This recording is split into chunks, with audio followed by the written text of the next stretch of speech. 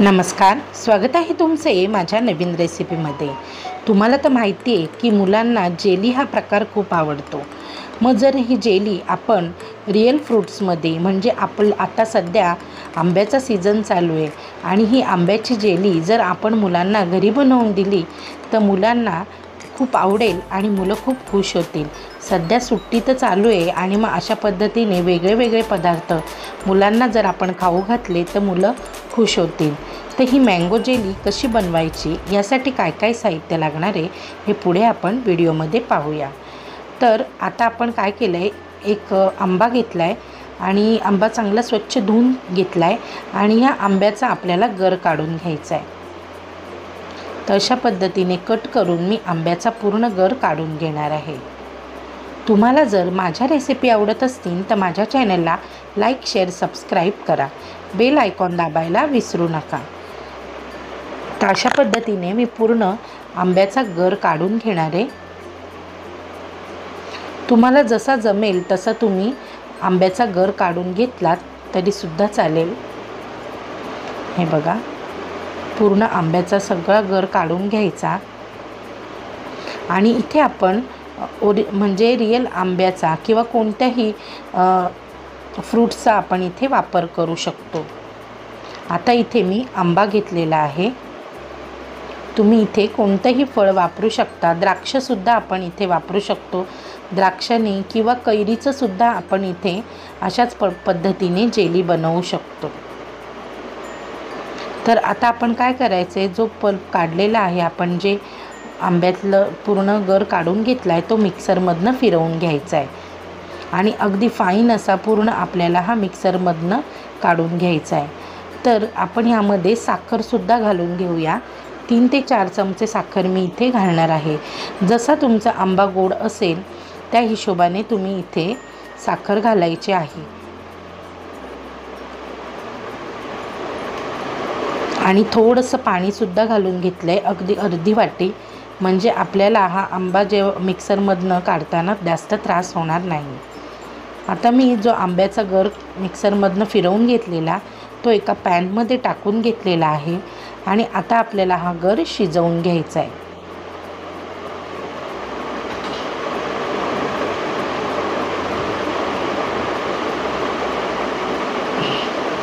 तर हा गर चांगल्या पॅनमध्ये आपल्याला शिजवून घ्यायचा आहे ट्रान्सपरंट होईपर्यंत।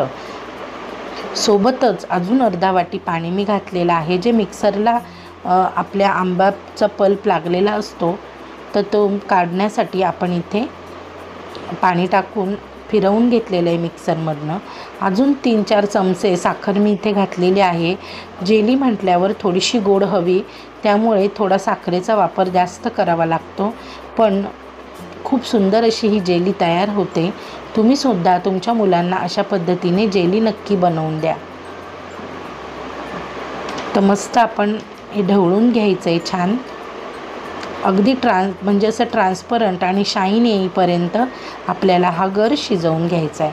आता तुम्हाला दिसतच असेल की आपल्या जे आंब्याचा पल्प आहे हा थोडासा ट्रान्सपरंट व्हायला सुरुवात झालेली आहे, त्याला वेगळी अशी शाईन आलेली आहे, म्हणजे आपला जो आंब्याचा गर आहे हा चांगला शिजत आलेला आहे।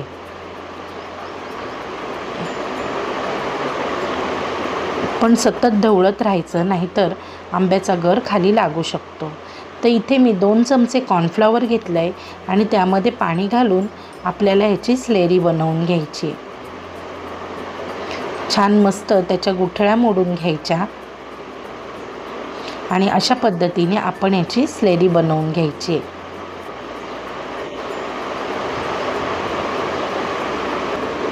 आता आपल्याला ही कॉर्नफ्लॉवरची स्लेरी आपल्या आंब्याच्या मिश्रणामध्ये टाकून घ्यायची।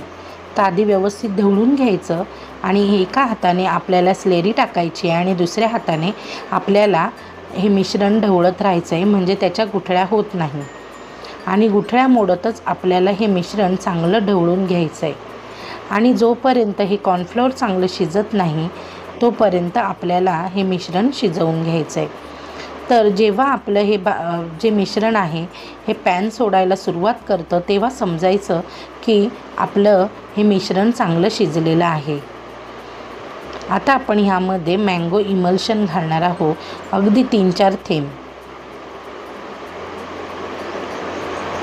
मँगो इमल्शन घातल्याने आपल्या जेलीला खूप छान, अगदी बाजारातनं आपण जसं विकत आणतो त्याच्यासारखी टेस्ट येते, खूप सुंदर टेस्ट येते. म्हणून आपण इथे इमल्शनचा वापर केला आहे, किंवा इसेन्स घातलं तरीसुद्धा चालेल, पण इमल्शनने रंगही सुंदर येतो आणि टेस्टही छान लागते.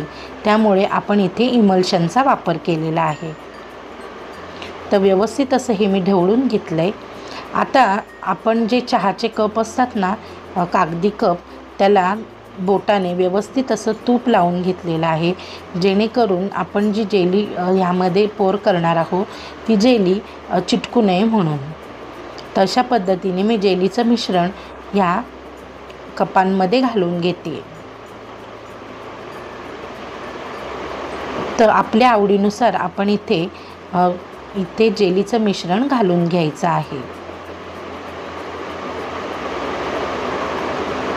जेलीचं मिश्रण घालून आपल्याला 1-2 वेळा टॅप करून घ्यायचं, म्हणजे जे मिश्रण आहे ते व्यवस्थित सगळीकडनं व्यवस्थित असं ह्या ग्लासांमध्ये, ह्या कपांमध्ये व्यवस्थित बसेल आणि मस्त अशी जेली आपल्याला कट करता येईल. तर मी हे जेलीचं मिश्रण आपल्या 3 कपांमध्ये हे जेलीचं मिश्रण बसलं. 1 कपमध्ये नाही बसलं, म्हणजे एवढंच मिश्रण होतं की 3 कप भरेल इतकंच. तुम्ही इथे वाटी घेऊ शकता, किंवा कोणतंही म्हणजे तुम्हाला जर वाटीत करायचं असेल तर वाटीमध्ये सुद्धा हे करू शकता, काही हरकत नाही. जर तुमच्याकडे असे पेपर कप नसतील तर तुम्ही वाटीचा वापर इथे करू शकता. वाटीला आतून तूप लावून घ्यायचं आणि त्यामध्ये हे पोर करून घ्यायचं आहे. आता हे मिश्रण आपल्याला एकदा टॅप करून घ्यायचं आहे, म्हणजे सगळीकडनं व्यवस्थित असं हे मिश्रण बसलं जाईल. अशा पद्धतीने मी हे मिश्रण टॅप करून घेते. आणि आता हे मिश्रण आपल्याला फ्रीजमध्ये 1 ते 2 तास चांगलं सेट करून घ्यायचं आहे. तर हे मिश्रण मी 2 तास चांगलं सेट करून घेतलं आहे फ्रीजमध्ये. थंडगार असं मिश्रण झालेलं आहे. तर अशा पद्धतीने मी केलं तर ते नाही निघते. तर मी हा कप कट करून घेतला आहे आणि कट करून मी ह्या कपातनं हे मिश्रण, ही आपली जेली काढून घेते. हे बघा, आता मी हे बघा, तर आपली ही जेली तयार झालेली आहे. अगदी मस्त ही जेली तयार झाली आहे. आता आपण याचे गोल काप करून घेणार आहोत, कट करून घ्यायचे. मी अशा पद्धतीने हे बघा हातावर फिरवून घेते, म्हणजे सगळीकडनं ते सुटल्या जाईल आणि मग आपली जेली व्यवस्थित निघेल. तर मी अशाच पद्धतीने सगळ्या जेली काढून घेतल्या आहेत आणि आता ह्या जेली आपल्याला कट करून घ्यायच्या आहेत. तर मी एका जेलीचे 3 भाग करून घेणार आहे. आधी मी सुरीला थोडंसं तूप लावून घेतलं आहे, म्हणजे जी जेली आहे ती आपल्या सुरीला चिटकणार नाही. तर एका जेलीचे 3 भाग करून घ्यायचे आणि डेसिकेटेड कोकोनटमध्ये मी हे घोळवून घेणार आहे. जर तुम्हाला डेसिकेटेड कोकोनटचा वापर करायचा नसेल तर तुम्ही इथे साखरेची पावडर असते ना, त्याचा वापर केला तरीसुद्धा चालेल. पण डेसिकेटेड कोकोनटनी छान चव येते, त्यामुळे मी इथे डेसिकेटेड कोकोनटचा वापर केलेला आहे. आता मी दुसरी जेली घेऊन तीसुद्धा अशा पद्धतीने डेसिकेटेड कोकोनटमध्ये घोळवून घेतली आहे आणि पुन्हा एकदा आपण हे अशा पद्धतीने प्लेटमध्ये ठेवून घेतो आहे. ही जेली थंडगार अशी खूप सुंदर लागते आणि आपण इथे ओरिजिनल आंब्याचा वापर केलेला आहे, त्यामुळे ही चवीला अगदी भन्नाट लागते.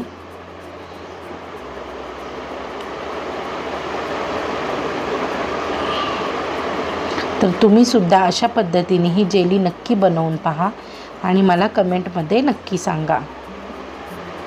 तर आपल्या सगळ्या जेली तयार झाल्या आहेत. मी अशा पद्धतीने प्लेटमध्ये ह्या जेली काढून घेतलेल्या आहे. तुम्हीसुद्धा अशा पद्धतीने जेली बनवा आणि मला नक्की सांगा.